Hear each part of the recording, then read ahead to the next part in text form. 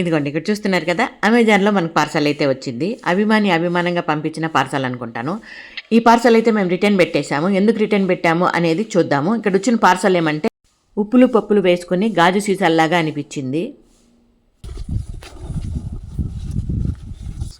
అందరికీ నమస్తే అండి ఫ్రెండ్స్. ఈ పూట మన వీడియో ఏమంటే ఈ రకంగా పార్సల్ వచ్చింది. ఈ పార్సల్ వచ్చిన రోజులు బాబు 4 days అమెజాన్లో పార్సల్ వచ్చింది. కాకపోతే ఏమంటే దీన్ని పంపించిన వాళ్ళు మన అభిమానులు ఎవరు పంపించారేమో మనకు తెలియదు. పంపించారు కానీ ఎప్పుడప్పుడు పంపిస్తూ ఉంటారు. ఆ వీడియోలు కూడా మీ ముందుకు తీసుకొస్తా ఉంటాను నేను.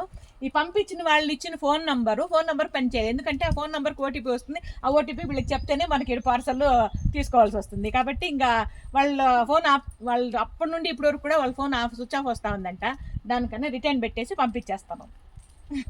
ఇది ఇప్పుడు మన చిన్న వీడియో నచ్చితే లైక్ చేయండి, షేర్ చేయండి, సబ్స్క్రైబ్ చేయండి. ఎవరిని వదిలేదు మంచిలమ్మ, మీరు కూడా లైక్ చేయమని చెప్పాలా?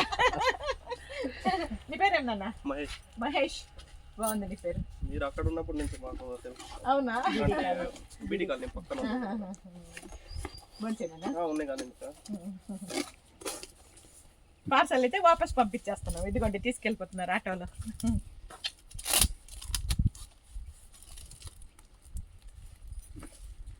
థ్యాంక్స్.